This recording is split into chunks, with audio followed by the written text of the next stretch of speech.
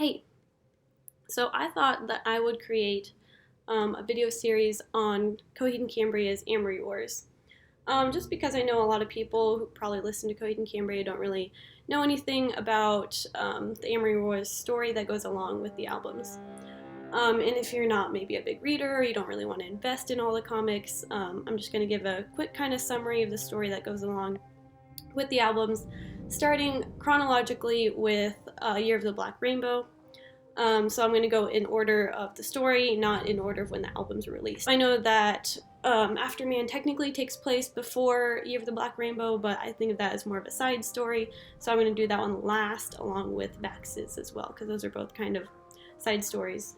Starting off with the key work, because the key work is kind of complicated, so I'm going to show you a little visual real quick. The key work is comprised of 78 planets that are all connected to each other in kind of a triangular shape. This is the key work.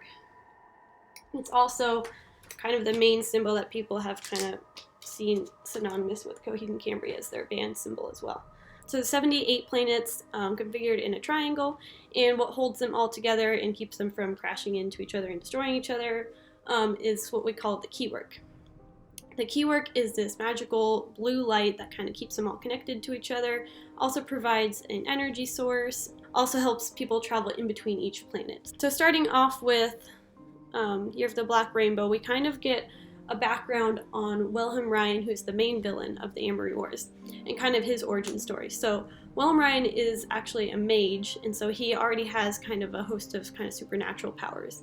So the mages rule over Heaven's Fence. Heaven's Fence is the name of the colony of all the 78 planets, which is divided into 12 sectors.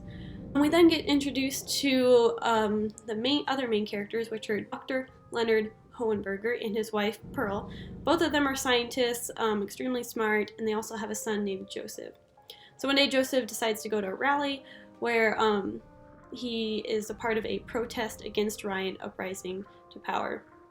Because at this point, the Mage Wars have started, and Ryan is trying to defeat all the other mages to get supreme power over all 12 sectors of Heaven's Fence. So then things get kind of ugly at the rally. It turns into a riot, and Joseph ends up getting shot, and he dies.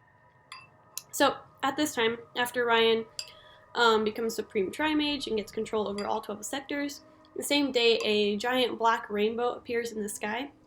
So this rainbow a lot of people see as kind of an ominous sign as to the state of Heaven's Fence. They think that God put it there because he's angry with, how things are turning out and with Ryan taking over Heaven's Fence.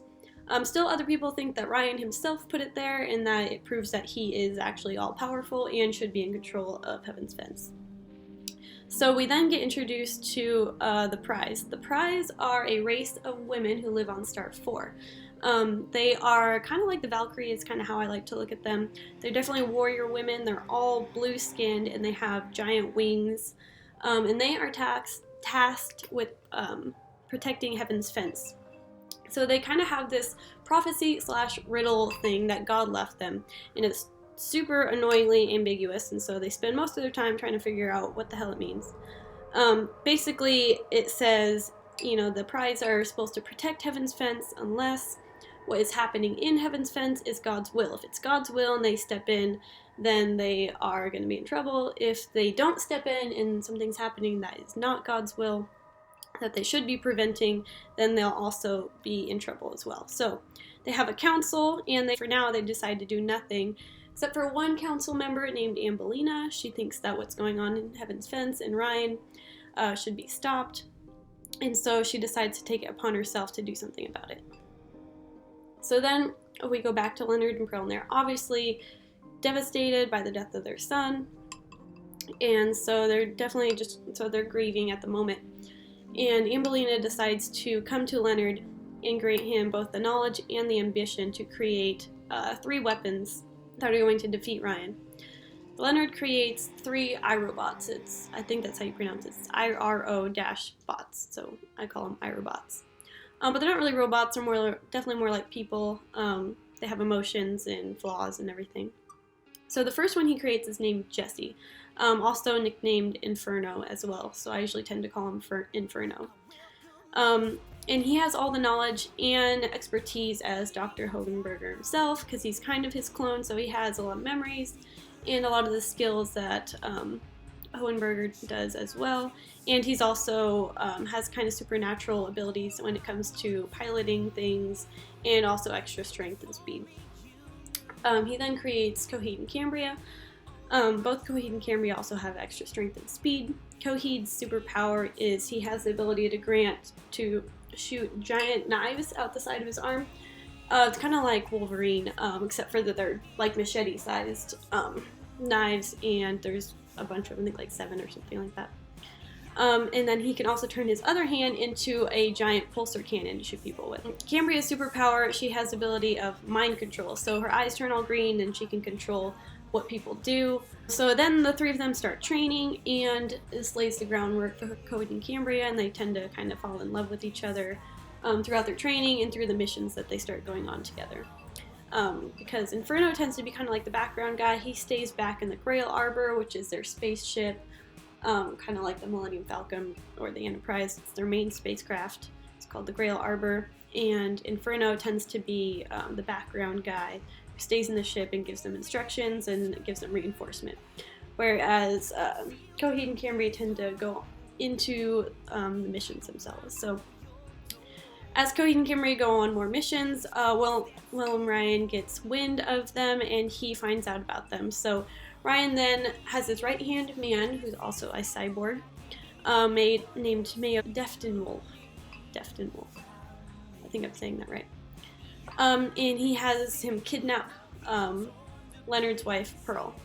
He then forces Leonard to deliver Coheed and Cambria to him, and also to create a virus called the Monster, which will bring about the apocalypse. Now, he only asked for Coheed and Cambria because he doesn't actually know about Inferno yet. So, I mean, what's Leonard gonna do? Just let his wife die?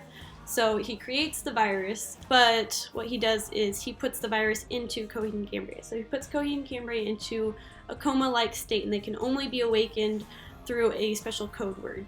And so he puts them into a coma, and he inserts the virus into them instead of just handing Ryan some like little vial full of like virus. He makes him do like the scientific work of actually pulling the virus out of Coheed and Cambria and creating the virus. So while he's doing this, he also decides to create an antivirus. So he creates this antivirus and puts it into another iRobot, which he creates named Josephine. So meanwhile, while Pearl is kept back in House Atlantic is Ryan's kind of evil lair, and it's a big castle type thing. And she's being psychologically tortured and brainwashed. It's actually probably one of my favorite scenes in the novel. So then we have Dr. Hohenberger delivers Coheed and Cambria to Ryan, and Pearl is then released to him. But Pearl has been brainwashed to kill Leonard when she sees him. So at this point, if you are planning on reading the book, I would suggest you pause it right now and go buy the ebook. You can get it on Amazon for $10, so I suggest you read it. But if you're lazy and you don't want to read it, then I totally understand. And I will just tell you what happens next. So she tries to kill him, but at the very last second, she kind of comes to and she runs away instead of killing him. And she ends up actually climbing up a tree and killing herself so that she won't kill her husband. So then Leonard is obviously very devastated by his wife's death, and since she was the last thing he had left in his life, he decides to kind of go on a suicide mission to kill Ryan. But obviously he's just one man, he doesn't have Coheed and Cambria with him, and so he ends up just getting killed by Mayo. But he leaves behind a message for Inferno to find. Inferno finds a message, and it gives him instructions on the secret code word to awaken Coheed and Cambria. It also tells him about Josephine and the antidote that he created in Josephine. But Inferno finds out that he can only harvest the antibodies from Josephine when she is fully grown. So that means that he definitely has to go save Coheed and Cambria, or otherwise he's going to harvest the virus before he can get the antidote out. It leads us to Inferno's attack on House Atlantic. So he awakens Coheed and Cambria using the secret code word, which is Camille, and a battle ensues between Ryan, Destin Wolf, Coheed, and Cambria. On the outside, Inferno is battling Ryan's Red Army. So Cambria tries to take mind control over Ryan, but he's a mage, so he has extra powers. So at first, he is able to repel her, but then she tries harder, and she's actually able to use her love for Coheed to kind of fuel her powers. And so she's able to kind of overpower Ryan to some extent. So while this battle's going on, Ryan's forces looks like they're about to win, but right at the last minute, the Prize show up. They completely take out all his red army. They level House Atlantic completely, and Coheed Cambria and Inferno are able to escape. And at this point, Ryan is believed to be dead. So then that brings us to the epilogue. Ryan is defeated, and on the same day that House Atlantic was defeated, the Black Rainbow has disappeared from the sky. Inferno decides to give Coheed and Cambria a normal life together, so he kind of erases their memories and makes them think that they're just a normal couple and that they're raising a daughter named Josephine. All the while, Inferno kind of keeps on the outside and watches over them and makes sure that nothing bad happens to them. So that's where Year of the Black Rainbow ends. If you want to know more about the Amory Wars, I'm going to be doing Second Stage Turbine Blade next, probably next week, so stay tuned for that one. If I made any mistakes, please let me know in the comments. Let me know what your interpretation is, what you think each song of Coheed and Cambria, what you think each song in Year of the Black Rainbow is inspired by in the story, and let me know your thoughts in the comments.